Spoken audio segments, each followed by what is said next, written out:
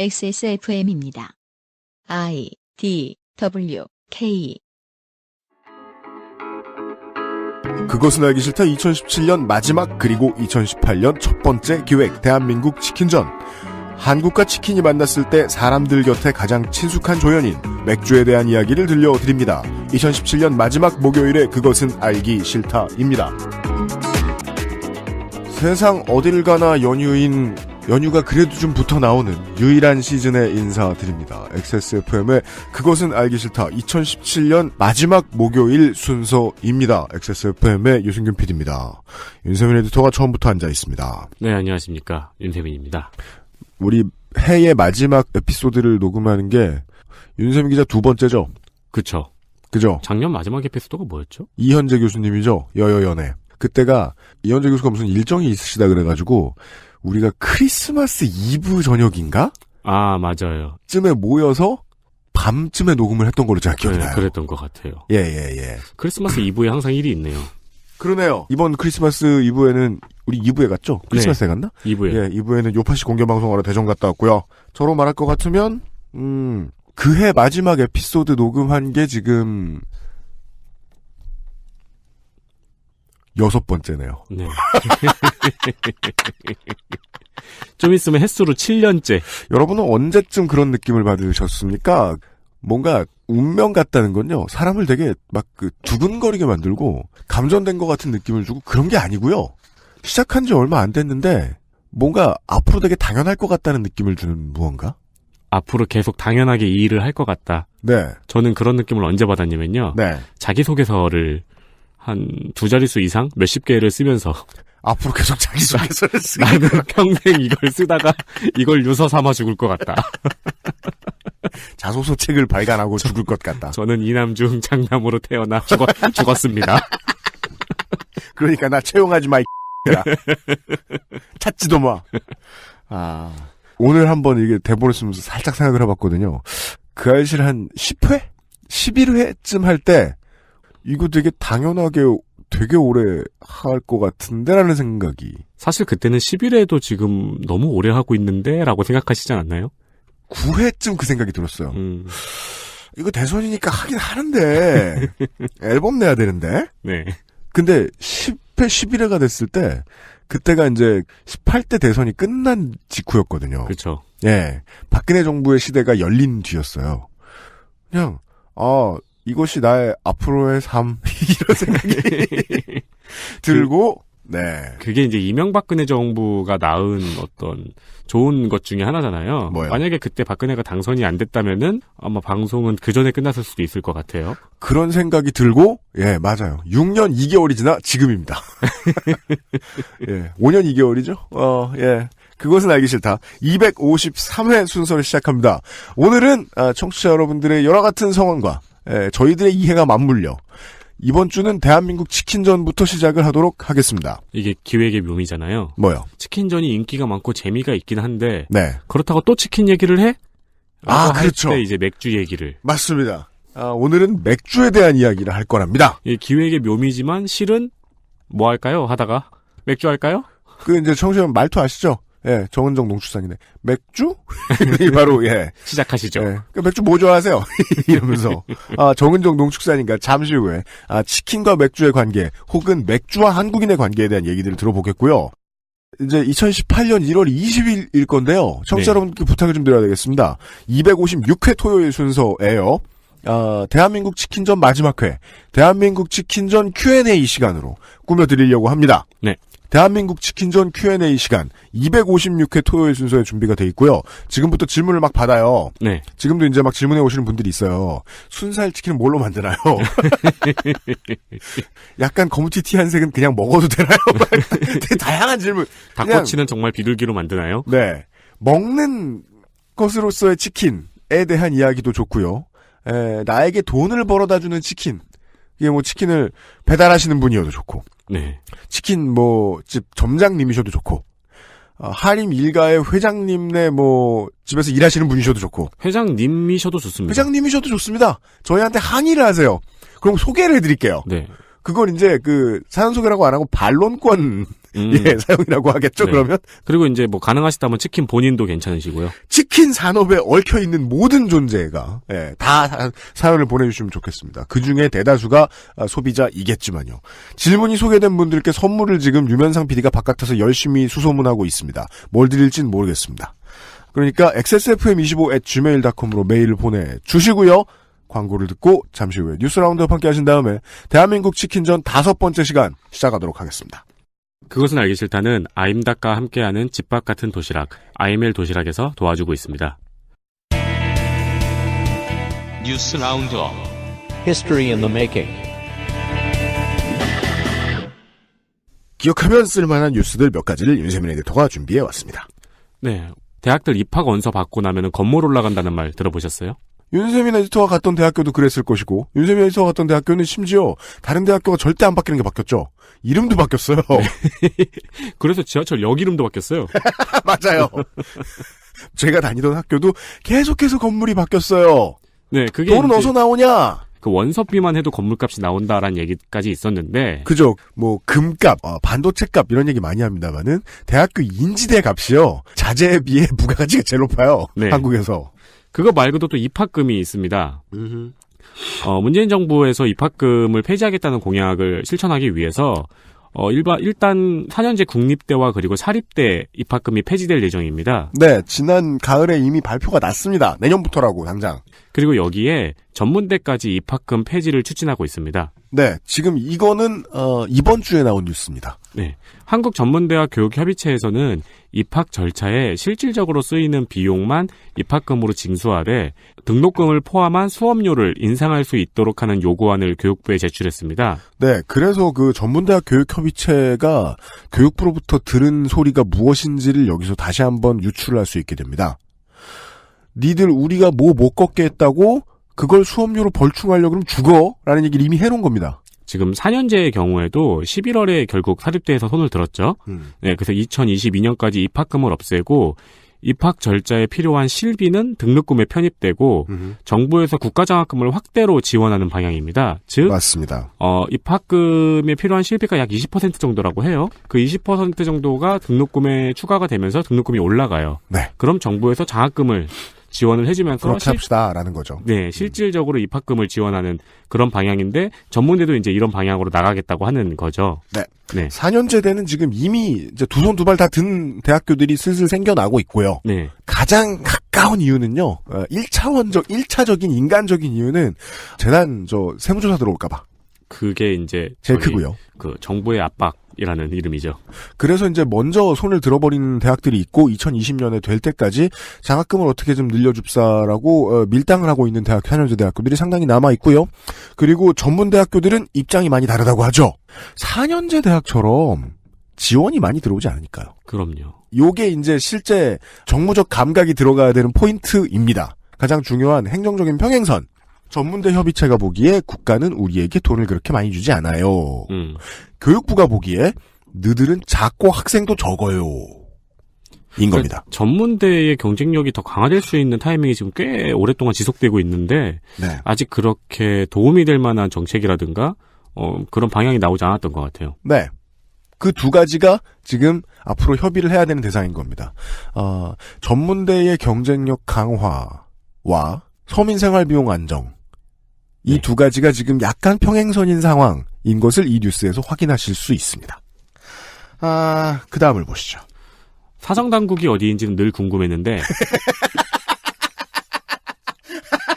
이거 솔직히 한 번씩 쳐보지 않았어요, 네이버에? 사정당국.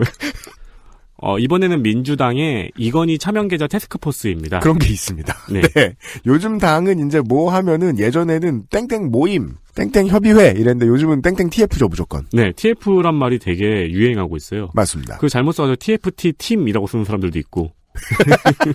TFT 팀. 귀여운데요? 네. 네.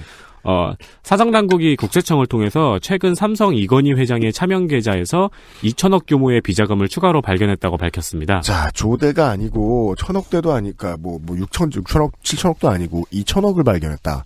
탈탈 턴다는 뜻입니다. 삼성 입장에서 보면요. 이게 예금 계좌가 아니고 주식 계좌라고 합니다. 그리고 그 2천억 규모라는 거는 2배 이상의 평가 차익이 더해진 규모입니다. 네.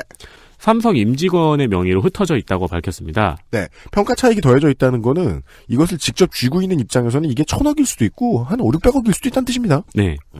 이건희 회장의 비자금 논란은 5월에 이 회장의 한남동 자택 공사 대금이 다른 계좌에서 제출된 것을 발견한 것이 시작이었죠. 그렇습니다.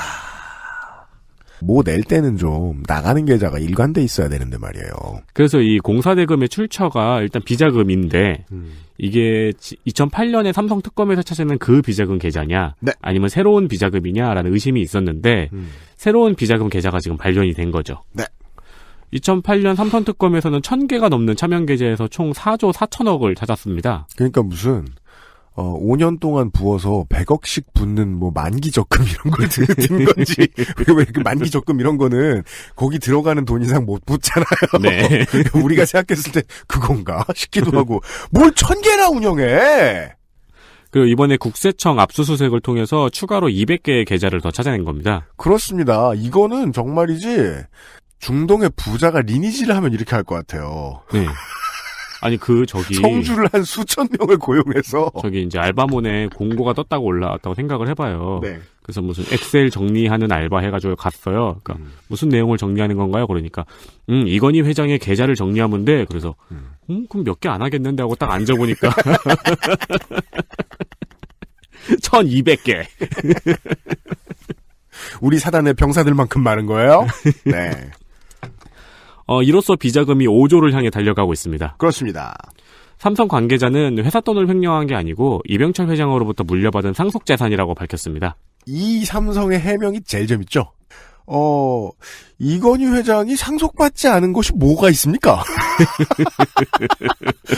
어디까지가 상속이고 어디까지가 스스로 창출해낸 것이냐를 과 계란을 가르자 이런 말을 하고 있는 것 같은데 삼성 내부에서 가장 답답해할 만한 제일 중요한 주제의식은 우리가 상속 절차를 너무 늦게 한다.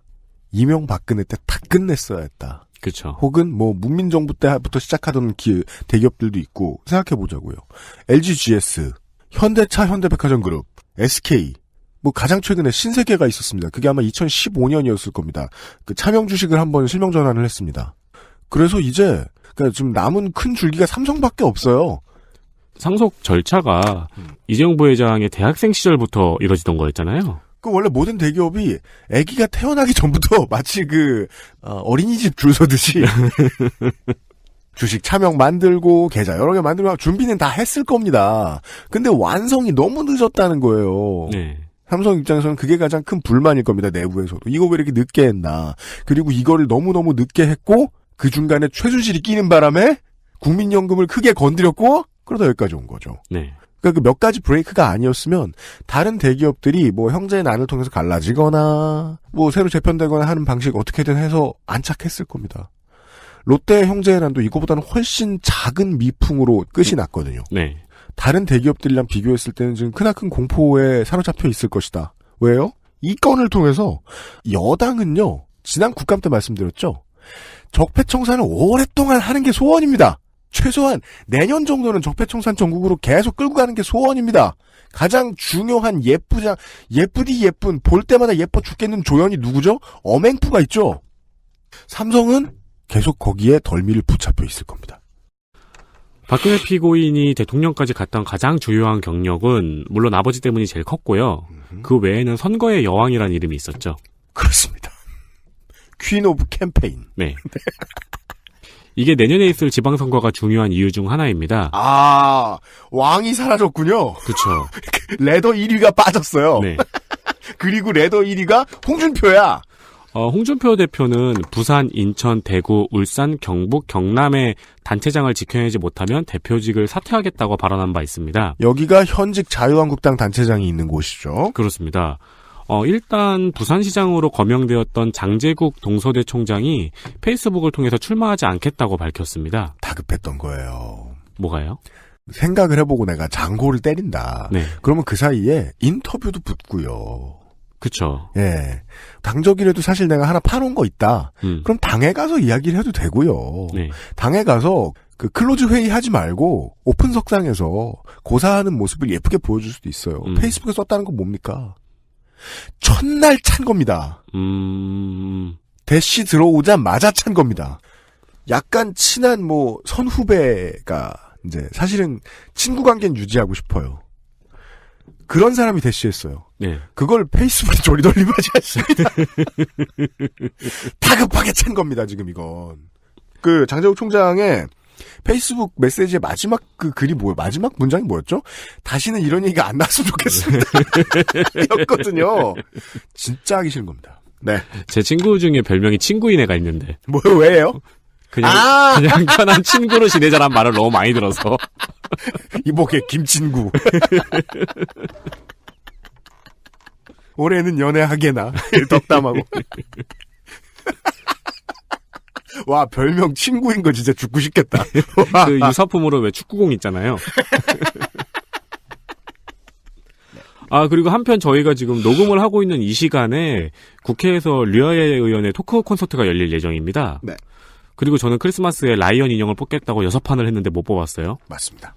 부럽네요, 라이언 인형. 그래서 말이에요.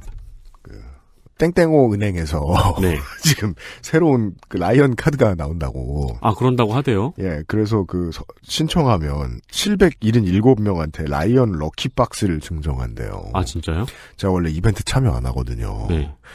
우리 집안 단톡방에 이거 이벤트 홍보도 하고요. 왜? 다 류여해 전 위원 때문입니다. 외로울 때는 라이언이에요. 보기만 해도 부러워 죽겠죠. 그러니까 저 사람 왜 저래 이런 생각보다 우와 라이언 무지도 아니야. 네. 피치도 아니야. 라이언. 류여 얘기하기 전에 도지사하고 광역자치시장 후보 나올 자유한국당의 하마평 돌고 있는 사람들. 네. 이 지금 속속 발 빼고 있다. 네. 라는 얘기가 나오고 있습니다. 가장 센 곳은 이제 경기도하고 서울시니까. 그렇죠. 경기도 서울시에 오르내리던 사람들 지금 가만히 있습니다. 오세훈 전 시장 아무리 초간 좋은 걸로 이제 우리에게 되게 친숙한 사람이라도 지금 상황은 알거든요. 그리고 얘기 나오고 있는 사람 또 누구 있을까요? 홍정욱 전 의원. 네. 이런 거 이제 시사 프로처럼 굴어봅시다. 이 사람 이번에 안 나옵니다. 왜요? 될 곳이 없고, 될 당이 없습니다. 뒤집어 생각해보죠. 이 사람이 민주당으로 나와도 안 될 겁니다. 민주당에 크나큰 손해를 끼칠 거예요. 민주당이라고 못 갈 이유 없습니다. 본인이 생각했을 땐 그림이 예뻐요. 지금 홍정욱 얘기를 제가 가끔 드리는데, 왜냐면 언젠가 갑툭튀해가지고 뭔가 얻어갈 게 있다고 생각을 하는 사람이니까요. 그렇지 않은 이상 지금 자신이 회장이죠, 회장. 홍정욱 회장이라고 불러드려야죠. 네. 이 헤럴드 운영하면서 사회적 기업도 많이 하고 되게 눈에 띌 만한 좀 그림이 예뻐 보이는 기업들 창업해가지고 운영하는 거 되게 많이 합니다. 네. 무슨 식품 관련된 거하고 그 다음에 교양서 관련된 거하고 이런 자기 아이템으로 만들어서 운영하고 있어요. 이 사람도 계속해서 눈치를 보고 있을 텐데 이번은 절대로 아닐 거예요. 재밌는 게 보수 언론들이 지선이나 총선 때 돼서 하마평 오르내릴 때 보면 꼭 홍정욱 회장 빠는 기사들을 먼저 내보냅니다. 허락받은 게 아닐 것 같다. 바람이 불기 전에 눕는 행위인데요. 네. 이 집이 얼마나 좋은 집이고 이 사람이 얼마나 금수저고 완전 잘생김 하버드 어쩌고저쩌고. 되게 로맨틱한 기사네요. 그러면은 단 한 명을 위한 기사잖아요. 쭉 풀어요. 그 기사에 나오는데요. 저는 홍정욱 씨 이번에 출마 안 한다 하면 바보다. 라고 말씀드리고 싶어요. 왜냐면, 아까 그 말씀드려야 말았죠.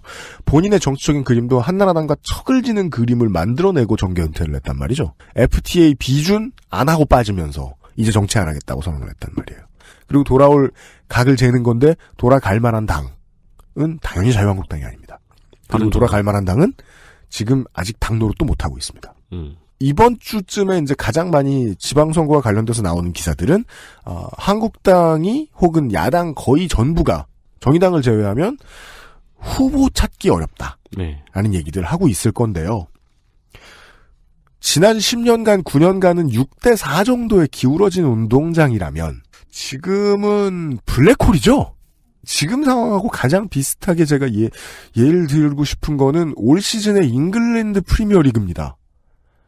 그래요, 올 시즌. 맨시티가 현재 무패고 제가 알기로는 지금 크리스마스 때까지 현재 기준으로 2위하고 승점이 13점 차인데 이게 잉글랜드 프리미어리그의 기록이라고 하죠.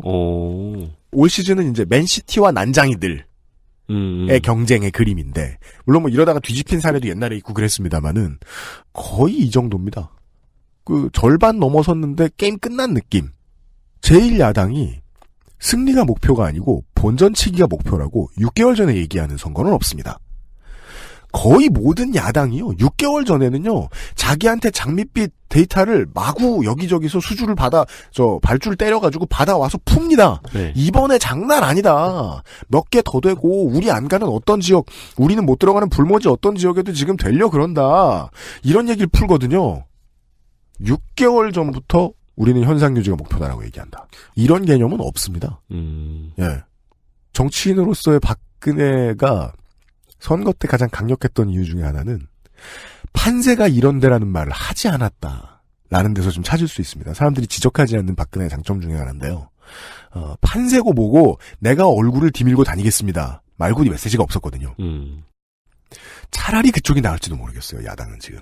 심지어 그 6개월 전부터 현상 유지를 하겠다는 제1야당이 새누리당이라는 것도. 그렇습니다. 현재까지는 그런 그림이고요. 뭐 몇 달 뒤에 또 다른 게 있을지도 모르죠. 보수 언론은 아직 문 닫고 있지 않으니까요. 아 근데 진짜 지선은 몰라요. 저는 늘 약간 예상 빗나가고 언론들 예상 다 빗나가고 했던 게 지선이었던 것 같아요. 저는 그럼 그냥 한 가지만 얘기할게요. 홍정욱 씨는 서울시장이나 경기도지사 안 나옵니다. 청취자들은 이것마저 빗나가는 게 가장 재밌을 거라고 생각하실 텐데. 맞습니다. 그리고 관심도 안 가지실 거예요. 잊어버린 지 되게 오래된 사람이거든. 저만 관심 있고. 하나 더 있네요. 아 군부대에서 회식하던 기억 나세요? 저는 군단급이고 서울에 있던 부대를 나와서 네. 잘 먹었어요. 저는 전방이어서 네. 민통선 아니어서 네. 회식은 그냥 PX에서 냉동 돌려 먹는 게 전부였어요. 그렇죠. 네. 그게 무슨 회식이야. 간식이지. 얼마나 맛있는데요. 우리는 매일 저녁 갔는데 PX는. 아니 짬뽕면에 참치 넣어서 돌려 드셔봤어요? 맛없게 왜 그래? 얼마나 맛있는데요. 먹으면서 울었는데. 아 그래요? 네. 근데 내년부터는 군부대에 배달 음식이 허용될 예정입니다. 그렇습니다. 국방부에서 내년부터 배달 음식 허용, 외식 기회 부여, 그리고 브런치를 포함한 급식 혁신 사업을 세웠습니다. 네. 근데 브런치를 주겠다는 거는 두 끼를 한 끼로만 때우겠다는 얘기잖아요. 그러니까 이게 무슨 의미인지는 나중에 좀 더 두고 봐야 될 것 같아요. 이게 군법에 위배되거든요. 왜냐하면 군인은 삼식이어야 됩니다. 무조건. 그걸 내가 먹기 싫어도 먹어야 되는데 네. 브런치를 주겠다는 거는 조금 지켜봐야 될 것 같습니다. 네.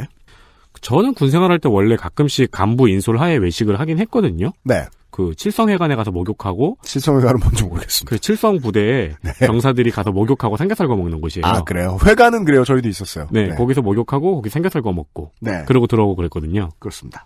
포인트가 몇 가지 있습니다. 이거는 이제 뭐 시끄럽게 굴진 않을 거고 시끄럽게 커질 뉴스는 아닙니다만 보수 언론이 한두 마디 할 겁니다. 자유한국당이나 바른정당 국회의원들도 한두 마디 할 겁니다. 군대가 캠핑장이냐 같은 말을 하고 싶어 할 겁니다. 하지만 이건 너무너무 중요합니다. 평시에 군대는 캠핑장입니다. 자꾸 전시군인으로 만들려고 하다가 보급 끊고 월급 조금 주고 한 거 아니에요. 그게 보수 정권 아니에요. 간첩이 치킨 안에 쪽지 넣어 튀겼다. 지금 정부가 국방부가 이걸 하고 있는 가장 중요한 보관. 오늘 낮에도 우리가 점심 먹다가 우리 직원들이 함께 이야기했던 사병의 급여가 올라가는 것과 네. 관련이 있습니다. 네. 사병의 급여가 올라가니까 그걸 뺏어야지라는 게 아닙니다. 올라간 사병의 급여를 경제정의에 맞게 순환시키겠다라는 게 저는 적당한 표현일 것 같아요. 그러니까 다르게 말하면 강원도 경제 활성화. 박근혜 정부 때는요. 사병의 월급을 올려주면 그걸 보급품의 가격을 올리는 방식으로 해서 국가가 다시 가져갔죠. 네. 지금은 그게 치킨 프랜차이즈가 됐든 그 프랜차이즈의 강원도의 점장님들이 됐든 민간에 돌리겠다는 뜻입니다. 네. 이것은 군부대 주변 상권을 위한 정책입니다. 네, 이거 진짜 되게 여러모로 심각해요. 저 군대 있을 때는 이수 지역이 읍내밖에 안 됐거든요. 네. 그러니까 외출 외박 나가면 읍내에서 잤어야 됐어요. 여인숙에 7만 원 주고. 그렇죠. 그거를 그 복무 기간에 춘천까지 넓히려고 사단장이 했었는데 네. 그 상인들이 목숨 걸고 반대했어요. 그래서 맞아요. 못 넓혔어요. 맞아요. 그건 사단장급으로는 못해요. 국가 차원으로 움직여야 되는 부분입니다. 그러니까요. 왜냐하면 박근혜 정부 때처럼 사병의 월급을 국가가 다시 빼앗아가지 않는 시스템이라면 이 올라간 사병의 월급은 어떠한 경제권을 형성하게 되어 있습니다. 그걸 지금부터 국가가 만들어야 돼요. 그런 신호탄에 대한 기사였습니다. 여기까지가 이번 주의 뉴스 라운드 하죠. 윤세민 에디터 수고했습니다. 네, 감사합니다. 그것은 알기 싫다는 면역 감염반응 개선에 도움을 줄 수도 있는 바이로메드 알렉스에서 도와주고 있습니다. 내 삶을 돌아보는 시간. 대한민국 치킨전. 253회 그것은 알기 싫다 목요일 순서 목요일로 땡겨왔습니다.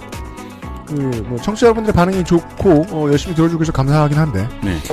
그 알실의 그해 마지막 방송은 언제나 그해에 가장 의미가 큰 이야기들을 선정해서 저희들이 내보내드리고 있거든요. 네네. 그래서 이거 하긴 좀 자존심 상해서 PD 입장에서 목요일로 당겼습니다. 우리 딴 거 많다. 우리 딴 거 많은데 치킨에 휘둘리지 않겠다. 왜냐하면 녹음할 때 휘둘리는 것만으로도 충분하다. 우리 그래서 우와 지금 알았어요. 이거 몇 번이나 해. 자존심 상한다. 목요일로 당겨왔습니다. 네. 5번째 대한민국 치킨전. 정은정 농축산인과 오늘도 함께 하도록 하겠습니다. 추운데 오시느라 고생 많으셨습니다. 왜요? 남양주에서 오시거든. 네, 멉니다, 진짜로. 남양주에서 오시는 출연자가 둘이네요. 그렇죠. 더 있어요? 저 덕질을 하시는 분이 계신데요. 네. 그분은 각종 덕축 산업에 대해서 많이 알고 계세요. 네. 덕축 산업. 네. 그 정형사 되는 거 진짜 어려워요. 뭐가요? 정형사, 그러니까 왜 돼지 잡고 하는 거 그걸 정형사라고 하거든요. 그래요? 부위별로 그 자격증도 있어야 돼요. 네. 그게 굉장히 어렵고 수입도 굉장히 높은데도 돈도 기피 직업이어가지고. 우리나라 백정 막 이제 이런 게 있으니까. 네. 갑자기 딴 얘기 시작하지 마시고요. 오늘은 원래 무슨 얘기를 하시기로 하셨더라? 맥주요. 그렇습니다. 삐로. 네, 맥주에 대한 이야기를 하도록 하겠습니다. 저 단어 방금 들으신 거 무슨 소린지 모르시겠죠? 왜냐면은 할머니, 할아버지께서 하시다가 돌아가신 이야기 단어니까요. 삐루. 네, 남아비루. 맥주 땡겨. 네, 맥주에 대한 이야기를 해보도록 하겠습니다. 왜요? 치킨 얘기를 하고 있었으니까요. 네. 네. 좋습니다. 왜냐하면 이 책을 쓸 때 제가 맥주 산업을 많이 조사를 했어요. 네. 근데 이게 편집당했어요. 통편집. 거의. 왜요? 치킨 얘기만 하자. 그러니까 이게 거의 책 한 것만큼 나오니까. 책도 이렇게 쓰셨군요. 네, 그리고 사실 치킨 얘기만 나오는 책이겠거니 하고 펼쳐보면 너무 두꺼워요. 네. 네. 그래서 좀 맥주 산업 부분이 약간 간단하게 단신 처리가 된 거죠. 사실 이것도 뭐 거의 전쟁 산업이니까. 책에서는 들으실 수 없는 얘기입니다. 네. 맥주. 네. 어디서부터 시작할까? 무슨 맥주 좋아하세요? 딱 거기서부터 시작하시는군요. 네, 피디님. 저는요, 취향이 잘 안 생기는 사람입니다.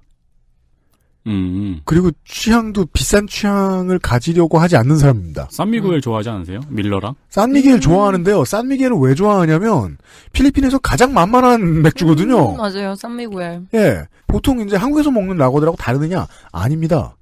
제가 되게 좋아하는 게 밀러랑 버드아이스랑 산미겔인데 다 그놈이에요, 솔직히. 예. 맞아요. 예. 산미구엘 얘기 나오니까 그걸 꼭지 따서 가보면 아시아에서 프리스타일러. 네. 라인 주고 릴 디키 같으죠? 네. 네.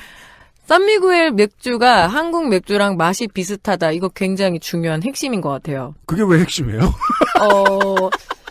맥주하고 치맥 그리고 하나도 약속되지 않았는데 우리 들어오기 전에 그게 왜 중요해요? 산미구엘이 아시아에서 네. 가장 먼저 코카콜라를 생산한 라인이에요? 네. 자, 우리나라 코카콜라는 어디서 나왔었죠? 두산그룹이 두산에서 나왔어요. 두산에서 갖고 있으니까 코카콜라, 두산은 오비 맥주잖아요. 네. 콜라 만들려면 뭐가 필요하냐면 병이 필요하고요. 네. 물이 필요하고요. 네. 병뚜껑이 필요하고요. 그리고 컨베이어 벨트 시스템이 있고 탄산이 필요한 거죠. 네. 옥수수도 필요합니다만 네. 그건 지난 시간에 많이 얘기했고요. 자, 탄산이 필요한데 네. 거기다 탄산해서 잘 조합하면 그게 콜라고요. 그 네. 라인에다가 맥주, 호프향, 그러니까 호프향 집어넣으면 그게 맥주가 돼요. 그래서 에이, 설마요. 모든 전 세계에 단순화의 왕이셔. 네, 코카콜라를 생산하는 그 보틀러라고 얘기하거든요. 네. 그러니까 맥주 얘기하려면 어쩔 수 없이 콜라 얘기를 해야 되는데 보틀러라고 하는 거는 병입 회사라는 거예요. 그러니까 병에다가 맞습니다. 집어넣는다. 그러면은 코카콜라 본사는 미국에 있지만 각 권역별, 그러니까 각 그 제조원이 달라요. 제조원에서 어떻게 해야 되냐면 중국은 최초에 코카콜라는 칭따오에서 만들었어요. 청도 맥주. 네. 판단하는 거예요. 코카콜라 본사에서 내가 이제 저기 진출해야 되는데 콜라를 생산하려면 누가 있겠는공 하면은 OEM 당연히 팩토리 줘야 되는데 맥주 회사가 있는 곳. 당연히 맥주 회사밖에 그거를 감당할 수 없어요. 그리고 처음 들어간 곳은 인구가 많고 네. 그다음에 공업화가 시작되기 시작한 네. 그런 그러니까 나라 맥주가 많은데 들어오죠. 그중에 필리핀. 네. 그리고 많은 미국 업체들은 처음에 진출할 때 필리핀을 선호하죠. 그렇죠. 예, 직원들이 나가도 말도 통하고 인력도 인건비도 싸고 그리고 대부분의 문화가 미국하고 타이밍이 잘 맞아서. 맞아요. 예. 그래서 우리나라는 당연히 코카콜라 들어왔을 때 이름은 뭐 한양식품 이랬는데 사실은 이제 두산의 계열사라고 보면 되고요. 그리고 그러니까 제조원은 결코 한양에 있지 않아요. 예. 양산하고요, 광주하고요, 여주하고요, 천안에 있어요. 그 왜 경기 다니면 지하수 문제 때문에 그래요. 물을 충분히 이제 수원지를 확보할 수 있어야 되니까. 네.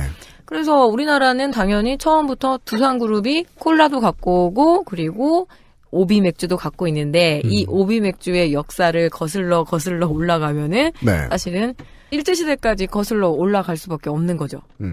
그때 우리나라 맥주가 뭐가 있었냐면 삿포로 맥주에서 나오는 에비스 맥주.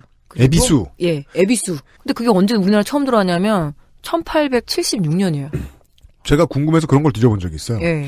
대체 저 맥주 회사하고 그 청바지 만드는 업체 무슨 관계인가? 관계가 없는 것 같더군요. 없죠. 네. 이름이 에비수잖아, 둘 다. 네. 그럼 심심하면 이런 거 해요. 서울대 공원하고 길이는 무슨 관계예요? 서울대 공원이 서울대에 있다.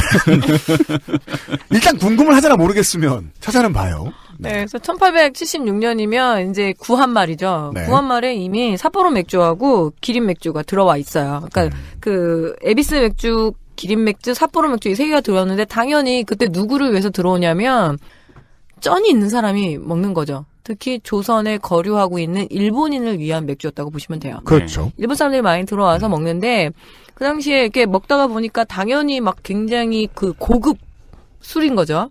고급 술이어서 막 이렇게 즐기고, 그러니까 아주 소수의 사람들만 즐기다가 보니까 수요가 많이 늘어나요. 그러니까 모든 식민지는 그렇지만 근대성도 함께 들어오거든요. 그 이전에 그 삶하고 되게 다른 거예요. 당연합니다. 맥주 문화, 뭐 댄스홀 문화, 그리고 모던 보이들, 모던 걸들 뭐 이렇게 얘기하는 것처럼. 그래서 이제 삐루라는 말이 굉장히 많이 귀에 익숙해지고 누구나 한 번씩은 좀 이렇게 먹어보고 싶은 수요가 늘어나니까 아예 공장을 세워요. 그게 영등포에 이제 그 들어오는 맥주 공장인 거죠. 네. 그게 두산의 첫 출발이라고 보시면 돼요. 왜요? 그때는 거기가 서울이 아니거든요. 그렇죠. 그래서 양평동이라고 그러죠. 네. 그래서 그때 두산그룹의 창업주가 누구냐면 박두병이라고 해서 그 두산그룹이 좀 웃긴 게 박가분 아시죠? 박가분. 그 사람 박가분 말고. 네. 박가분이 뭐냐면. 나 그 이름 들으면 되게 긴장해요. 그죠? 이 업계에서 그 이름 조심해야 돼요. 알아요. 저도 근데 이거는 특정한 상품을 말하는 겁니다. 네. 이 두산그룹의 창업주라고 할 수 있는. 분이. 네. 만들어낸 게 그분의 이제 와이프죠. 와이프가 이 여성들 용품, 특히 박가분. 그게 이름이, 예, 박신의 집에서 나온 파우더라서 그래서 박가분이에요. 근데 박가라는 말은 원래 예, 90년대 네티즌들이 미국 욕을 이렇게 유학했을 때 쓰던 박가. 그래요? 네. 법규. 네. 그리고 포목상을 해서 굉장히 돈을 많이 벌었어요. 박가분. 네. 예, 분장사하고 박물장수를 한 거죠, 사실은. 네. 그래서 약간 기업형 박물장수를 해서 분도 팔고, 그러니까 화장품 같은 거 팔고, 그다음에 이제 옷감 그런 거를 해서 돈을 굉장히 많이 거머쥐어요. 유통대기업이죠. 쉽게 그렇죠? 말해. 그래서 두산그룹의 보통 창업주들이 다 그렇게 시작하잖아요. 네. 누구는 뭐 소장사로 시작하고 누구는 뭘 하는데. 네. 두산은 그랬다. 예, 두산은 그래서 돈을 좀 거머쥐고 있는데 이게 일본이 패망을 하고 난 다음에 급하게 다 돌아가야 되잖아요. 다 자기 본국으로. 네. 그래서 일본인이 경영하던 그때 그 영등포의 맥주 공장이 두 가지가 있었는데 일단은 무슨 곡장이었냐면 쇼와 기린 맥주. 맞아요. 쇼와 기린 맥주가 두산 거고요. 그리고 반대로 조선 맥주는 대일본 맥주, 에비스 맥주 나왔던데 그 대일본 맥주인데 그거는 하이트로 넘어가요.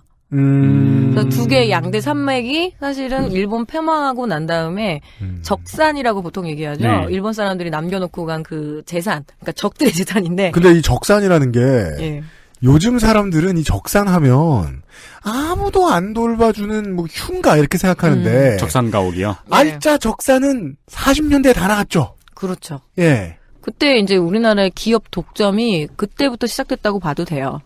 그래서 그때 남은 게 대일본 맥주 회사는 하이트로 넘어가고요. 근데 대일본 맥주에서 가장 유명한 브랜드가 아사히 맥주예요. 아사히. 예, 아사히고요. 그리고 다시 한국에 예. 10,000원에 4캔으로 들어와 있습니다. 근데 아사히는 현재 지금 롯데하고 파트너십입니다. 자세히 보면 롯데라고 써 있습니다. 이제. 예. 그리고 소화 기린 맥주에서 나오는 맥주가 이제 기린 맥주였던 거죠. 쇼와 기린 맥주. 쇼와. 아, 소와 기린이라니까. 소화 몇 년에 제가. 아니 동물 소하고 동물 기린이 사이좋게 지내는 것 같잖아요. 주 맥주. 네. 이건 뭐 아재 개구도 아니고 뭐 어디 영역인지 잘 모르겠는데. 그러니까 아사히, 그러니까 하이트에 뿌리는 아사히라고, 그러니까 우리가 그냥 그렇게 퉁쳐버리면 될 것 같아요. 먼 친척. 네. 네. 그리고 기린 맥주는 이제 두산의 원류가 된 거죠. 그래서 쇼와 기린 맥주가 그 1952년에 소랑 기린이 어디 같이 있는 건 좀 이상하네요. 아니 근데 버팔로면 모를까. 네. 동양 맥주로 시작하신 분이 이제 박승직 씨의 아드님인데. 박두병. 예, 이 사람은 이름부터가 맥주네요. 예.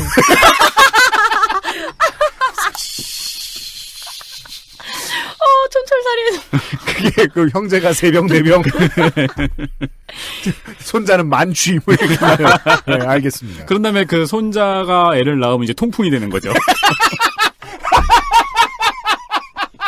아, 영문 이름 갸웃. 갸웃 박. 통풍에 또 슬픔 있으시잖아요. 네. 아, 영원한 파트너예요. 예. 네. 그래서 네. 쇼와 기린 맥주가 이제 네. 그 박두병이, 그러니까 박승직 씨가 밥가문으로 돈을 번 거고. 네.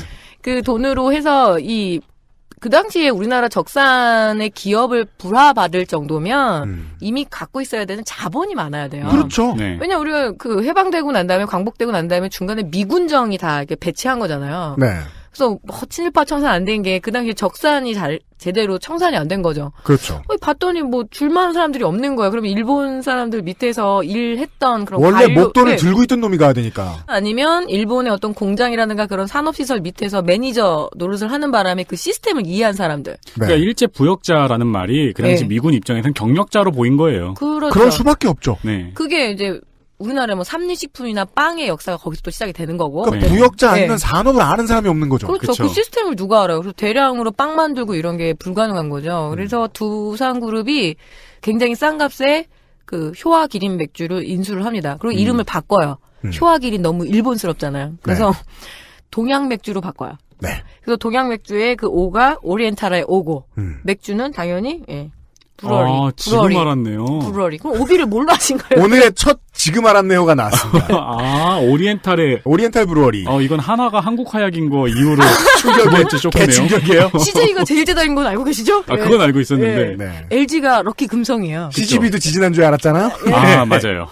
그래서 오비 맥주 해서 만들어낸 게 그 당시에 이제 오비 맥주고, 그리고 우리가 먹게 되는 거죠. 한편으로는 그때 하이트 맥주를 만들어서 뭐냐면 크라운 맥주라고 기억하실 겁니다. 네. 크라운 맥주였습니다. 롤렉스 마크. 예.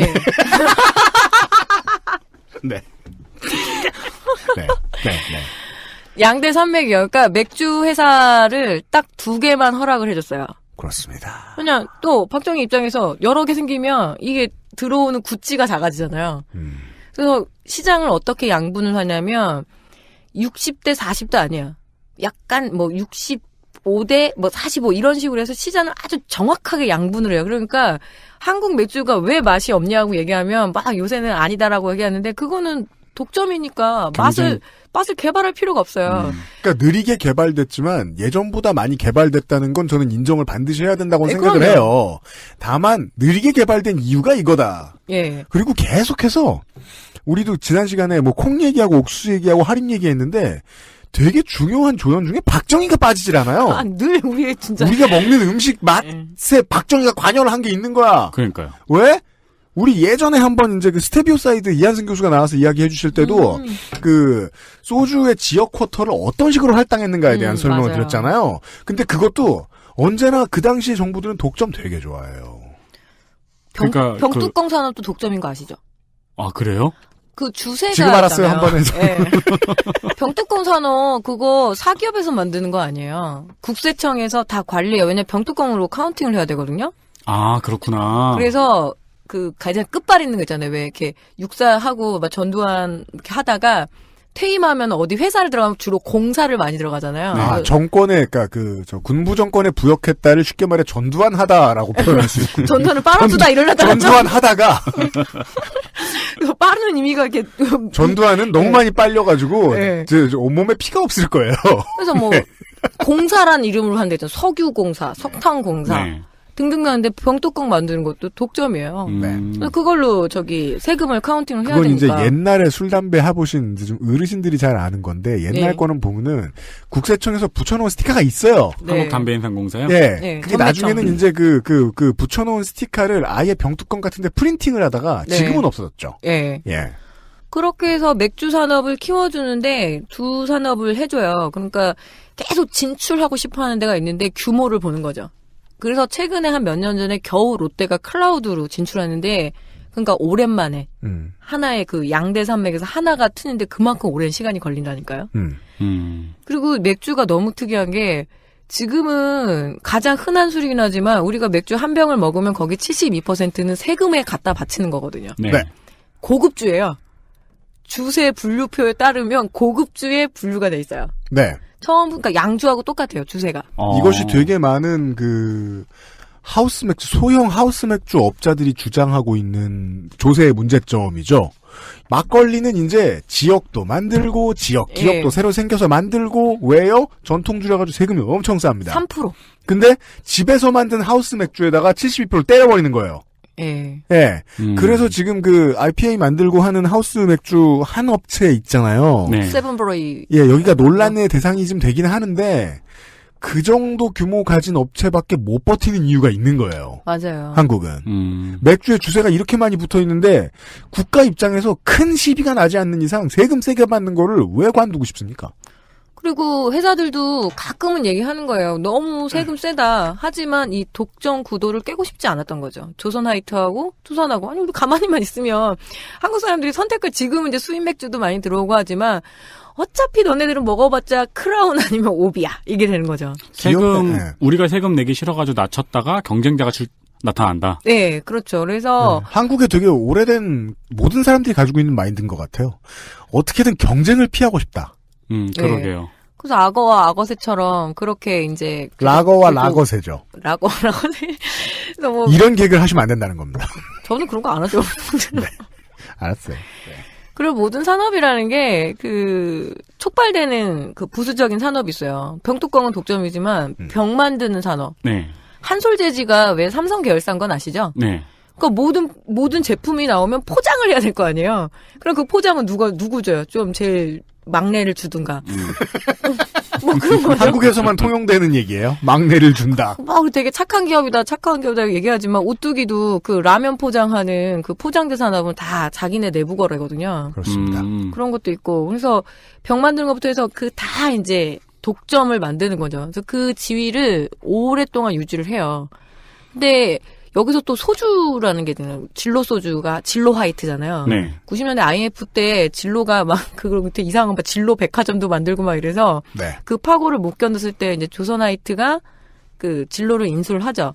근데 그때 원래 조선 맥주였는데 하이트가 빵 터진 거예요.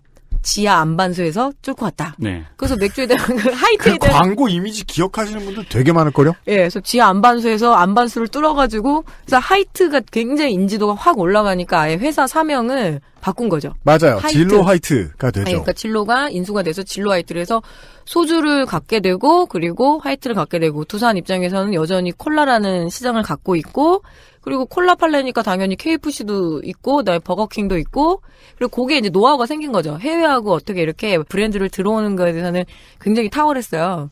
그리고 이제 맥주도 그런 식으로 시장을 양분을 하는데 보통 이렇게 얘기하죠. 뭐가 맛있다. 아, 크라운 맥주가 그 당시에 쓰다. 뭐 이런 이미지가 되게 컸어요. 뭐 하이트가 싱겁다. 예, 뭐. 근데 그거를 블라인드 테스팅했는데 아무도 구분 못했어요. 그렇죠. 예. 당연하죠. 어차피 빤한 맛이었다는 거죠. 맞습니다. 한국에서 맥주의 역사를 이제 한번 훑고 지나가는 데에는 오랜 시간이 걸리지도 않았고 머리를 많이 쓸 필요도 없었습니다. 왜냐면 회사가 2개밖에 없으니까요. 네. 적산, 물려받은 회사 둘, 예. 그리고 지금까지 네. 중간에 박정희를 살짝 쳐나오면 그러니까 어른들이 박정희가 우리를 매겼다는 말이 맞긴 맞네요. 그러니까 뭘 매겼는지도 알겠어 이제. 이 자식이 우리에게 뭘 매겼는지도 알겠어요. 네. 이런 그 맥주 역사를 간단히 훑었고요. 광고를 들은 뒤에 나머지 얘기를 조금 더 해보도록 하겠습니다. 윤세민 저한테 해준 얘기가 있는데 아직 테스트 못 해본 게 있어요. 코 막고 눈 감고 먹으면 사이다랑 콜라 맛 구분 못한다. 아, 네. 언제 빨리 해봐야 되는데. 탄산기가. 정은정 농축산인과 함께하고 있습니다. 네. 진행도 필요 없으신 것 같으신데. 그래도 뭐 이렇게 좀. 또 뭐 해보세요. 네. 자, 막 놀아봐. 그렇습니다. 맥주병 2병이 들고 우리 돌고 있는. 2병을 들고 얘기를 하고 있습니다. 근데 여기서 하나 우리가 짚어봐야 될 건 뭐냐면 하나의 어떤 맥주랑 음료를 가는 어떤 그런 음식을 하는 산업들이 결국 우리나라 재벌의 근간이라고 아까 말씀하셨잖아요. 네. 밀가루와 설탕이 없었으면 지금 CJ, 그러니까 지금 삼성의 근간이 마련되지 않죠. 그렇습니다. 전형적인 독점 물품인 거죠. 밀가루랑 설탕이랑 콩이랑 이런 게 원조가 됐을 때 그건 사실 시민들의 몫이어야 되거든요. 너무 지금 전쟁하고 전쟁의 참화를 겪었으니까 나눠줘야 되는 거예요. 이거 먹으라고. 근데 우리나라가 선택했던 거는 이승만 때부터 박정희 때까지 몇몇 기업들한테 특혜를 주는 방식이죠. 산업이 되게 취약하고 그리고 만들어낼 수 있는 시스템에 갖춰져 있지 않을 때 원료만 완전적으로 확보하면 바보 아니고는 재벌 돼요. 그때는. 사람들이 먹을 게 막 밀가루 막 이런 거밖에 없는데 굉장히 필수제잖아요. 네. 그러면은 다 재벌 되는 거예요. 정치학을 공부하는 세계 유수의 이 공부 노동자들이 한국의 개발 독재를 매우 신비롭게 바라보는 네. 측면이 여기서 등장합니다. 국가가 어거지로 만들어내준 이 대기업, 한국 모델이죠. 재벌, CHABUL인가 BOL인가. 이 재벌이 현재까지 성공하고 있기 때문입니다. 안 그랬으면 이라는 전제를 가지고 의문을 던지는 게 학문이 할 일이 아닙니다. 지금까지 어떤 성적을 내왔느냐인데 성적이 좋아버리는 바람에. 성적이 좋죠. 그래서 두산이 맥주 팔아서 엄청난 돈을 벌어서 지금은 중공업 시장으로. 됐죠. 예, 그리고 심지어 식음료 분야를 다 매각했어요. 2014년에. 네. 아, 이제 우리 저거 먹는 장사 안 한다. 그렇습니다. 그래서 콜라 팔고 맥주 팔고 버거킹 팔고 KFC 팔고 등등등등 여러 프랜차이즈 산업들을 갖고 있었는데 그냥 식음료 분야를 통째로 매각을 해요. 그리고 지금 이제 중공업이라든가 건설이라든가 이런 굵직한 산업에 이제 집중을 하겠다. 네. 그렇게 해서 이제 오는 거죠. 그리고 두산 같은 경우에 특히 해외에 유전 개발 이런 거에 굉장히 많이 신경 쓰고 있는 거죠. 인프라스트럭처. 예. 네. 근데 그거의 기반이 사실 우리가 그렇게 먹어준? 세금도 내주고 그리고 그 사람들의 그 독점의 시스템도 만들어준 네. 거기서 출발을 하게 되는 거죠. 그렇습니다. 지금 제가 코카콜라 캔을 보고 있는데요. 음료수 캔 많이 쳐다볼 일이 별로 없잖아요. 네. 예. 두산의 이름이 없다는 게 생경합니다. 이제 끝났죠. 아무튼 우리는 저 두산과 진로를 이야기하러 온 것이 아니라 맥주를 이야기하고 있었습니다. 네. 소주도 사실은 뭐 스테비아에서 말씀 많이 하셨겠지만 그 주정이라는 산업도 굉장히 국가가 꽉 쥐고 있는 산업이잖아요. 그렇죠. 예. 네. 근데 맥주 원료도 그 당시에 끊기도 어려워. 소비도 많이 해. 예. 건강이라는 이유를 대고 국가는 세금을 취하기 좋고. 소주가 사실은 1990년대에 들어서 그러니까 80년대 한 80년대 중반까지는 당연히 소비 1등이었어요. 그 경향이 이어져서 95년도까지도 소주가 어쨌든 1등이에요. 그런데 소득이 올라가고 그리고 여성들이 음주하는 문화에 굉장히 거리낌이 없어진 거죠. 예전에 이렇게 보면 술집에서 여대생도 술 먹으면 혼내키는 분들이 그렇게 많았대요. 네, 맞아요. 흡연도 그렇지만 근데 어느 정도 그 부분들이 이제 완화됐다고 할 수 있나요? 그래서 완화되고 하다 보니까 저도주가 굉장히 도수가 낮은 거죠. 저도주가 많이 치고 올라와요. 네. 90년대 중후반 이후로 네. 19도로, 17도로, 16도로 내려갔죠. 예, 그래서 그 경향성이 맞춰지는 거고 맥주가 지금은 당연히 1등이에요. 우리나라 주류 판매에서 보게 되면 그래서 뭐 소주가 뭐 불황의 상징이다 그러는데 그거보단 제가 보기엔 맥주를 되게 많이 마시고 있기 때문인 것 같아요. 네. 그래서 맥주 산업이 그렇게 뜨고 여전히 남는 거는 그럼에도 불구하고 세금이 너무 많이 떼간다. 근데 세금 떼가는 거는 실제로는 소비자들한테도 굉장히 큰 피해거든요. 특히 이렇게 간접세로 다 떼가 버리는 거는. 그렇죠. 네, 돈만 넣어도 맥주를 이렇게 한 병에 이렇게 사 먹고 우리도 똑같이 사 먹으니까. 우리가 그 오너 드라이버들이 기름 나올 때마다 성질나요. 네. 아, 또 올랐네. 저거 얼마길래 국가가 얼마 가져가는데. 근데 일 끝나고 술 먹으러 가서는 그 촉이 좀 죽어요. 맞아요. 피곤해서. 네. 그래서 우리가 얼마 내는지 몰라. 근데 이 프랜차이즈 산업에서 특히 치킨하고 맥주하고 붙은 건 음식의 역사 혹은 맛의 역사에서 보면 느끼해서 먹는다라고는 하지만 이게 왜 이렇게 또 갑자기 확 퍼지냐면 생맥주 시장 생각 안 해보셨죠? 네. 병맥주 공급처도 두산하고 화이트인데 생맥주도 두산하고 화이트였던 거예요. 그렇죠. 그거를 이해하는 건 어렵지 않습니다. 우리가 지나가다가 그 오후 4시에서 6시 사이에 호프집에 배달 들어와요. 네. 그죠? 지나가다 보면 시내에서 보이는데 카스 스티커하고 화이트 스티커 붙은 거 말고 다른 스티커 붙은 주류 거의 못 봐요. 어차피 뭐 맥스도 다 그 라인이니까. 네. 산소통 같은 거 들고 오면서. 예, 그렇죠. 이렇게 탄산통이에요. 한시 방향으로 이렇게 약간 눕힌 다음에 이렇게 살살 굴려서 네. 들어가시잖아요. 그 되게 웃긴 게, 저 아는 형이 술집을 개업하려고 이제, 이전에 술집에서 오래 일했던 형하고 저하고 개업하는 형하고 같이 술을 마시고 있었는데, 이제 그 형이, 형 술은 어떻게 받는 거야? 라고 물어보니까, 인테리어 공사하고 있다 보면 어떤 아저씨가 들어와. 그 아저씨한테 받으면 돼. 그러더라고요. 근데 신기한 게, 인테리어 공사를 이제 직접 했거든요. 네. 저도 놀러가서 도와주고 막 그랬어요. 네. 진짜 어떤 아저씨가 들어오더라고요. 잔도 주고, 이거 주고, 저거 주고. 그게 대리점 시스템이니까. 네. 그 대리점 영업하잖아요. 그래서 모든 그 식당에 가면 그 소주 광고가 아니라 앞치마. 우리가 되게 그거 궁금해합니다. 잔, 앞치마 이런 거 왜 이렇게 공짜로 주지? 그게 식당에서 선택해주는 게 제일 중요하니까요. 그 포스터 하나 붙이는 거 그냥 붙여주는 식당 없어요. 뭐 줄 거야? 그럼 난 앞치마가 괜찮더라. 그럼 앞치마 주고 포스터 하나 붙일 수 있어요. 그래서 잔을 깨도 화내지 않으시잖아요. 네. 맞아. 먹다 보면은 다 그 포스터에 있는 거 시키게 돼 있거든요. 그래서 그러는 거예요. 옛날에 못 살 때는 시장에 가면 네. 유리잔 같은 거 팔잖아요. 네. 근데 그런 거 비싸단 말입니다. 그렇죠. 네. 그때마다 엄마들이 그런 얘기 하는 거예요. 이거 맥주집 가서 훔쳐오라. 맞아. 이거 뭐 돈 주고 사냐고. 가방에 넣어오면 된다고. 막상 돈 주고 사려고 보니까 엄청 비싸. 네. 그래서 우리는 대리점들이 얼마를 남길 수 있는지를 어느 정도 예측할 수 있어요. 주류 총판이라 그래서 그 영업사원들의 전쟁터가 제일 첫 번째 전쟁터가 제약이고요. 두 번째가 술이에요. 왜냐하면 두 개 독점이면 양쪽이 피 터지게 싸워요. 피 터지게 싸워서 예전에 영화에 많이 배경이 왜 조폭들하고 그 나이트클럽 영어권 갖는 거잖아요. 근데 네. 그게 다 주류 총판하고 붙는 거거든요. 그래서 이게 치킨집을 차리게 되면 지정이 돼 있어요. 그거 아마 지금 저기 에디터님 친구분은 개인점을 차리기 때문에 그런 거고 네. 내가 BBQ를 차리겠다 그러면 BBQ에 넣는 맥주 회사는 이미 정해져 있어요. 그렇죠. 네.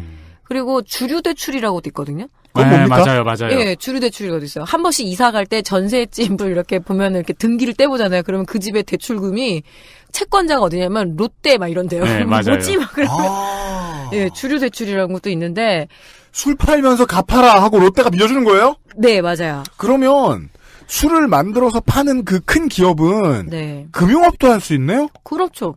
다 캐피탈을 갖고 있죠. 네. 롯데 캐피탈. 아, 그 자격으로 넘어가는구나. 그래서 만약에 그러니까 맥주 한 병은 자꾸 이런 얘기 들을 때마다 한국의 금산분리가 대체 무슨 소용인가 생각이 그러니까 들어요. 금산분리가. 술집이 이제 좀 경영난에 들어가잖아요. 그럼 다 주류 대출 받아요. 네. 아이고. 그 술을 쓴 데 뭐냐면 주류 대출이라는 게 뭐냐면 한 병에 원래 뭐 1,000원이었다. 1,000원에 받는 거다. 그런데 주류 대출 받으면 120원에 받는 거야.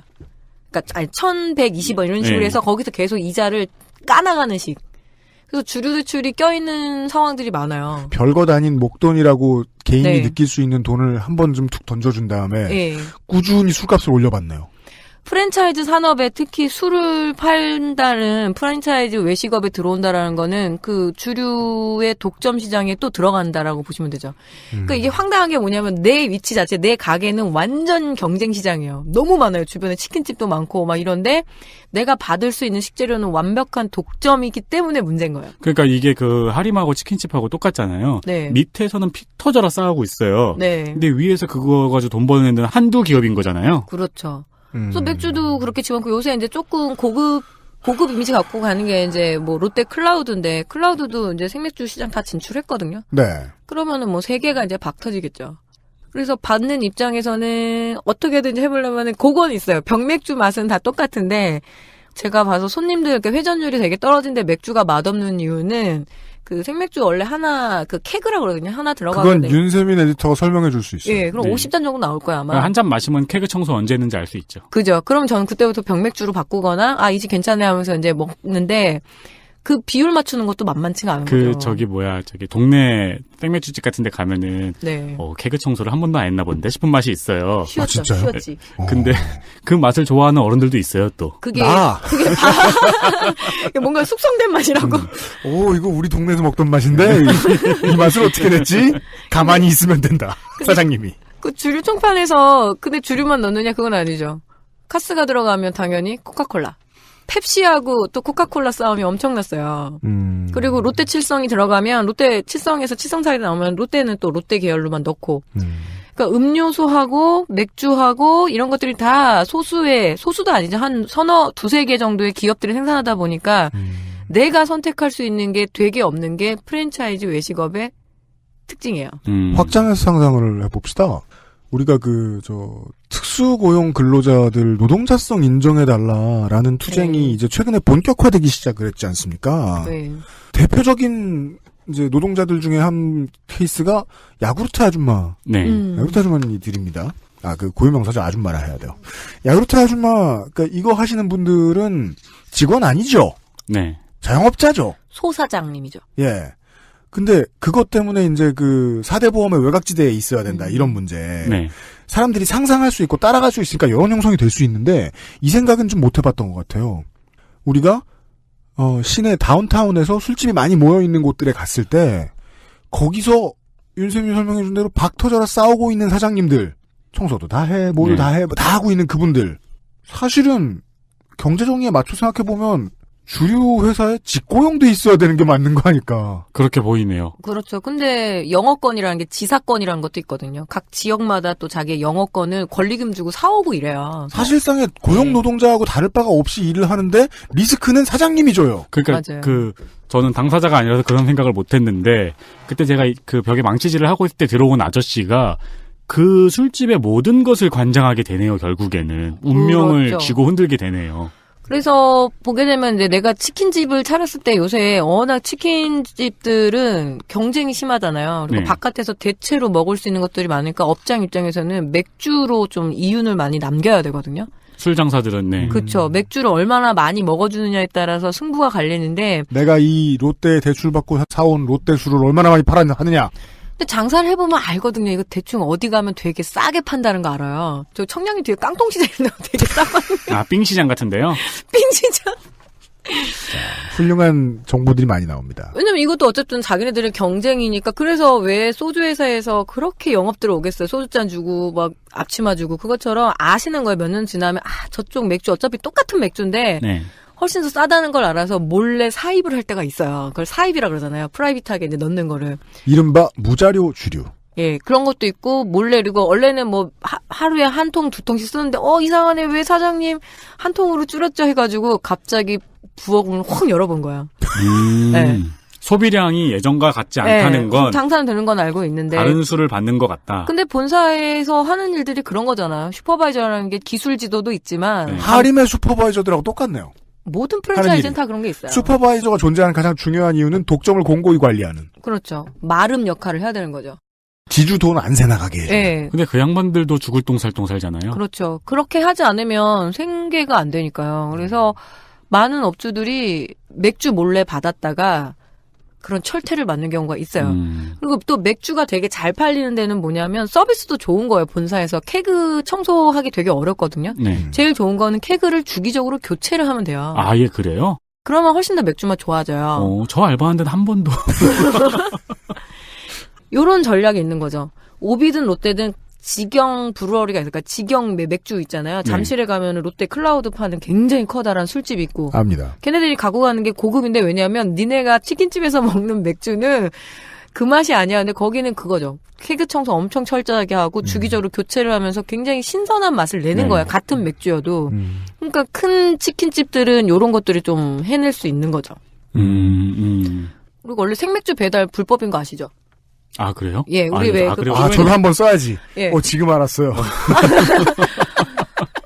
그게 원래 법적으로 그렇게 테이크아웃 할 때는 이렇게 완제품인 것만 되거든요. 그리고 이렇게 그 신고를 해야 되는데 그게 아름아름 이제 많이 퍼진 거예요. 근데 그렇게 나가다 보면 위생상 문제가 생겨서 사람이 아플 수도 있고, 그럼 국가 입장에서 뭐냐면 역학조사가 안 되는 건 제일 무서운 거예요. 이 사람이 그렇죠. 제일 짜증나죠. 왜 아픈데 얘는 왜. 그런데 아름아름 왜냐면 주류 회사들의 이해관계와도 맞물리는 거죠. 아 그러면은 저 사람들이 다 매장 와서 먹는 게 아니라 시켜서 먹을 때 여기 맥주 하나랑 치킨이랑 맥주 3,000이요 하는데 그 3,000을 못 팔게 하면 안 되잖아요. 병맥주만 하는 것도 또 한계가 있고. 네. 그래서 그렇게 아름아름 그냥. 그래서 그렇게 밀수해온 콩기름처럼 주는군요. 예, 그래서 생맥주 불법도 아닌 것이 합법도 아닌 것이 그래서 스르르 넘어가는데 다만 이제 그 대안으로 옛날에는 술 시키면 막 이렇게 3-5통이 오고 그랬거든요. 맞아요. 이제는 전혀 무슨 생수가 제일 많이 팔렸는지 알 수 있습니다. 이제 전용 용기 정도는 오는데 원래는 법상에는 불법이에요. 제가 그래서 그게 너무 궁금한 거예요. 경기장 같은 데를 가도 네.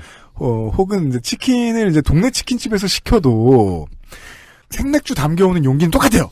네. 짙은 갈색에 하체는 부실하고 가슴이 더 큰 맞아요. 그놈이 있어요. 네. 그 좀 짙은 주황색의 뚜껑을 가지고 있는 네. 그 이거 만드는 회사는 누가 추적 안 하나? 각 회사마다 있죠. 포장재 회사 무쇠하면 진짜 커요. 그 시장 자체가. 예. 거기서 그냥 상표 안 붙일 몰래 갖다 줄 생맥주 용기 하나 만들어 보자 해가지고 뭐 그런 규격도 그런가 있을 봐요. 거예요. 지금 3다수 용기로 배달들 하고 있으니까. 네. 아니 지금은 이제 다 그걸로 하겠죠. 예. 그러니까 지금 타이밍에 알 수 있었던 제일 중요한 포인트는 그거였습니다. 치킨집 사장님들, 치킨집에서 호프집에서 일하는 노동자들은 좀 불안한데 그들의 불안을 이용해서 돈을 좀 더 벌 수 있는 것 같다. 주류 업체는. 그 점에 있어서는 뭐 할인 많이 커하고도 별로 입장이 다른 것 같지 않다. 그렇죠. 안정성을 유지하기 위해서 위험은 다른 데에다가 외주해놓은 상태. 그것은 이제 그 술집들 많이 들어가 있는 골목도 똑같은 상황이다. 라는 설명을 들었습니다. 나머지 얘기죠. 2017년 12월에서 갑자기 2018년 1월로도 넘어가게 생긴 네. 올겨울의 기획 대한민국 치킨전 5번째 시간에는 맥주에 대한 이야기를 하고 있었습니다. 그렇습니다. 네. 정은정 주류인과 함께하고 있습니다. 저 술 땡겨요, 진짜. 이따가 드실 거 아니에요? 네, 저 술 되게 좋아하는데. 아우, 저는 뭐 거의 아르키메데스 수준으로 계속 유레카를 외치고 있네요. 네. 창업하겠어? 네, 방송 다 끝나면. 그럼 윤세인 선생님 계셔가지고 뭐 술 얘기 계속 해도 제가 조금 쫄리는데 한번 그 술 따라 보시면 아실 거예요. 그게 적절한 가스와 그리고 원액의 비율이 잘 맞아야 되는 거거든요. 네. 그러니까 본사에서 공급하는 게 그 원액하고 그다음에 가스인데 그거를 사실 초짜들은 잘 못하죠. 그렇죠. 그래서 맥주맛 가서 이상한데 보면 그 비율 잘 못 맞춘대. 그게 이제 옛날, 그게 제일 네. 심한 게 옛날 90년대 걸프 팔던 시절. 예. 그거 이상한 탄산음료가 종종 나왔거든요. 예. 걸프라 하면 그 70일에서 팔던 네. 그 탄산음료 얼린 것. 네. 그거를 이제 직접 컵을 산 다음에 직접 따라 먹던. 네, 맞아요. 네, 그 저 탄산음료. 그거 참 좋아했는데. 그게 뭐 요즘엔 기계가 좋아서 안 그런 것 같은데 옛날 패스트푸드점에서도 가끔씩 경험이 있으실 거예요. 이상한 맛의 탄산음료를 받아본 적이 있을 거예요. 맞아요. 요즘엔 없어요. 기계가 좋아서. 근데 맥주에서도 가끔 그런 현상이 나요. 그리고 우리나라의 어떤 풍미, 그러니까 풍미에 집중하는 술이 아니에요. 그러니까 풍미를 즐기려면 진짜 뭐 IPA나 이런 쪽인 거고 중요한 건 냉기예요. 냉기와 톡 쏘는 맛. 왜 뭐 맥주가 제일 맛있는 온도는 무슨 5도다 막 이러는데 한국 사람들은 그냥 제일 시원한 거. 영하 10도. 심지어 아이스맥스 히앗이 잘 된 거를 이제 먹죠. 히앗이 된 거라고 이제 얘기하는데 그러면 맥주에다가 왜냐면 이렇게 먹었을 때 느끼함을 순간 가시게 하는 거는 탄산기하고 냉기거든요. 네. 그럼 거기에는 맛이 끼어들 틈이 없어요. 그래서 우리는 어쩌면 우리 돈을 내 가지고 가장 맛없게 먹는 방식들을 택했던 거죠. 오랫동안 근데 그게 인이 백인 거예요. 실제로는 먹어보면 그 맛의 실체라는 것이 이렇게 다 해체를 해보면은 노란한다고 해야 될까요? 어떤 맛을 따질 수 없는 수준인데 그래도 그냥 그게 맛있다고 생각을 그거는 하면서 이제 먹는 거죠. 카피를 보면 알죠. 네. 맛을 홍보하는 맥주는 거의 없어요. 네. 시원한 거. 목 넘김을 홍보하고 시원함을 그렇죠. 홍보하죠. 그리고 그 맥주로 얻을 수 없는 많은 가치들을 광고하잖아요. 네. 신나 막. 네, 뭐 내 젊음의 열정. 네. 갑자기 날씬해. 네. 왜 그래? 그렇게 많이 먹고서. 전지현 씨가 BHC도 선전하고 맥주도 선전하고 또 그런데도 그렇게 날씬해. 애를 둘 낳는데도. 안 드실 거예요. 예, 그러니까요. 먹고 높은 가능성으로. 네. 독점의 맛들의 향연이 결국은 우리가 먹고 있는 치맥이다라고 이제 제가 얘기를 드릴 수 있을 것 같아요. 그러네요. 치킨은 우리가 쭉 얘기를 들어왔으니까 어디서부터 어떻게 독점이 되어 왔는지를 이제는 좀 알 수 있었는데 맥주도 별반 다를 게 없다는 걸 네. 예, 정리해 주셨습니다. 그리고 뭐 그거 피트 생산되고 난 다음에 훨씬 더 음주량이 올라갔죠. 페트병이요? 예, 그 한 번 까면 다 먹어야 되잖아요. 맥주는 저거. 병맥주는 한 네. 병이지만 번드팩으로 그거는 크니까. 그거 저는- 아무리 다시 네. 잠궈놔도 맛이 없죠. 네. 저는 그 문제에 대한 과학적인 증거예요, 제가. 예. 페트병이 나오기 전까지는 저는 통풍에 걸리지 않았어요. 그러니까. 네. 어디 또 딴 핑계를. 그리고 또 양이 마음에 안 들어. 예. 2000cc면 내가 한 병 먹고 잘 수 있는데 네. 1600이야. 그래서 3200을 마셔야 된단 말이에요. 왜냐면 once you pop you can stop이니까요. 시스템이. 나쁜 놈들이야. 내 탓이 아니에요. 네. 그리고 또 카스는 이제는 한국 맥주라고 말할 수는 없습니다. 예, 그렇습니다. 초반에 방송 1회 때 말씀드렸죠. 벨기에 회사라고 하죠. 그러니까 금융회사. 이제는 모든 경제 산업이 다 금융화 되잖아요. 그게 파이낸싱 된다라는 건 뭐냐면 우리가 먹고 입고 쓰는 실질적인 소유주들이 굉장히 커다란 사모펀드 회사들. 그러니까 제가- 돈놀이 잘하는 데가 다 갖고 있죠. 그래서 요즘은 팟캐스트 시대에 우리 메인 스폰서가 이제 이달에 바뀌었잖아요. 네. 이달 초에 SK 엔카지 경몰이 여기 대기업 아니냐. 너네 대기업 안 받겠다고 하지 않았냐. 이렇게 항의 쪽으로 말씀하신 분이 계셨어요. 네. 생각하는데 제가 하나 당당하지 않은 거예요. 일단 억울해. 대기업 아니거든 이제. 네. 그거 SK 거 아니야. 예. 누가 샀냐? 사모펀드야. 그러니까 당당하지가 않아. 근데 나는 이제 만났잖아요. 네. 이 사람들을. 거기 현장에 계신 노동자분들을 만나고 이제 계약을 하잖아요. 이 사람들이 뭔 잘못이야? 이 사람들은 계속 정직하게 일한 평가사하고 네. 홍보하시던 분들이고 근데 갑자기 그 사람들이 받는 월급이 SK 거였다가 사모펀드 거로 바뀌었을 뿐이야. 네.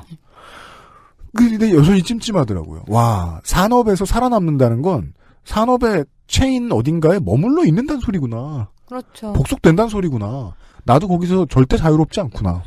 카스 맥주는 그래서 이제 글로벌 사모펀드 회사에 넘어갔고 그런 요식업체가 한두 군데가 아니죠. 놀부 같은 경우에도 진작에 진정한 놀부를 만났죠, 주인으로. 예, 진짜 사모펀드 나와만들고 그래요? 예. 그래서 모든 식음료 분야뿐만 아니라 먹고 입고 쓰는 그런 것들이 다 금융 글로벌 단계로 넘어간 지가 그게 이제 뭐 소위 말하는 신자유주의하고 막 이렇게 얘기하는 거죠. 저는 치킨을 통해서 그런 것들 좀 재밌게 풀어보고 싶었던 제야의 연구자였죠. 너무 예. 재밌는 거, 진짜 재밌어요. 어떻게 재밌냐면, 치킨도, 콩도, 옥수수도, 치킨 양념도, 맥주도, 세상의 그 모든 산업이, 그전에는, 석유재벌한테 갔다, 지금 2000년대 초반으로 말할 것 같으면은 실리콘밸리에 벤처가 이걸 샀다, 어디가 이걸 샀다, 이렇게 얘기 많이 나왔는데, 지금은 다 돈이 사들여요. 네, 네. 돈이 돈을 사죠. 나중에 사모펀드 회사가 어떻게 경영되고 생기는지에 대해서도 한 번쯤 우리 방송에서 짚어보면 좋을 텐데 간단하게 제가 감동받았던 포인트는 그거거든요. 사모펀드 역시 주인이 없어요. 네. 돈이 주인이에요. 끄트머리에 사람이 없어요. 너무 재밌어요. 그거잖아요. 그 돈의 출처를 밝히지 않기 때문에 중요한 거죠. 거기다 돈을 넣어도 내가 누구인지를 밝히지 않으면 되는데 사실은 그 정도의 돈을 굴릴 수 있는 큰 손들은 결국에 또 한국에서는 재벌일 거라는 거죠. 네. 그러니까 그 악순환의 고리에 다 빠져 있는 거고. 근데 치킨이 좀 갑자기 슬프네 이런 얘기하니까.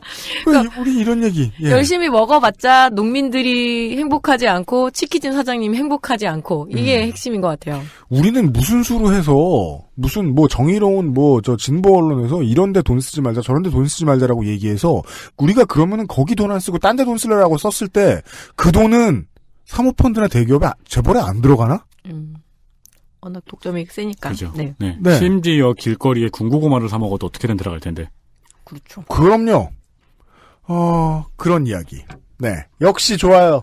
제가 예상했던 대로, 온 세상을 다 조망하게 해줄 수 있는 치킨입니다. 네. 네. 올해의 마지막. 그것은 알기 싫다 이번 주 뭐요? 여기서 유피님을 한 번 더 좌절시킬 수 있어요. 뭔데요? 뭐야? 치킨무는 어떻게 돼요? 네? 치킨무는 어떻게 돼요? 치킨무요? 이러면 또 이제 한 회. 치킨무도 페이드 다운 하죠? 네. 그거는 하청 업체들에서 많이 합니다. 회사에 소속된. 네. 내년은 내년이라 새로운 마음을 가지고 하겠습니다. 이게 무슨 소리냐? 어차피 지금 예고해봐야 그 얘기가 안 나올 것 같아서 내년에 정은정 농축산인을 제가 다시 만나서 네. 그때 무슨 얘기할지 확약을 받은 다음에 어디 각서를 받아놓고 그리고서 진행해야 되겠습니다. 그러니까 그 대본을 받은 다음에 대본을 간인을 해요. 네. 두 사람 도장 이렇게 세로로 이렇게 네. 반씩 찍어요. 네. 예. 내년 열흘 후에 정은정 농축산인과 함께 이게 몇 번째 시간이야? 그럼 6번째 시간이죠? 네. 5번째 아니에요? 오늘이 5번째예요. 예. 네. 네. 6번째 시간으로 다시 만나뵙도록 하겠습니다. 정은정 농축산인 즐거운 새해 되시길 바랍니다. 예, 새해 복 많이 받으십시오. 네. 새해는 자식들 덜 보고. 기숙사 학교로 보냅니다. 아싸! 무창교실에. KG 사육하러. 수고하셨습니다. 다음 주에 뵙겠습니다. 네, 고맙습니다.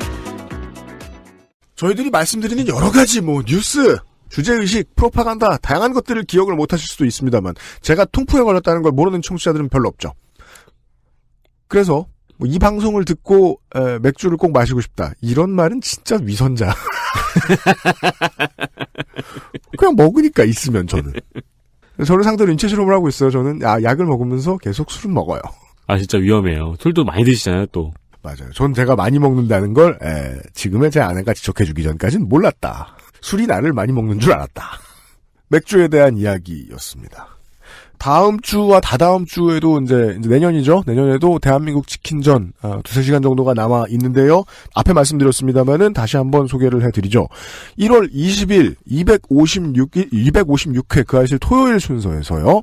여러분이 가지고 있는 치킨 산업에 대한 궁금증, 치킨에 대한 궁금증, 치킨 산업의 부조리함에 대한 분노, 뭐든지 좋습니다. 이야기를 해주십시오. 여러분들의 이야기에 정은정 농축산인이 프리스타일로, 진짜 프리스타일로 네. 막 답변을 해드리도록 하겠습니다. 마이크 스웨거 정은정 편. 그렇습니다. 사람이 자유도가 높아질수록 나오는 말의 다채로움이 매우 눈부셔집니다. 네. 왜 자유도가 높아졌죠? 자식을 하나 제거했거든요. 그게 뭐야? 본인이 그렇게 말씀하시잖아요. Get rid of. 자제분 입학 축하드리고요. 아직 안 하셨지만. 네.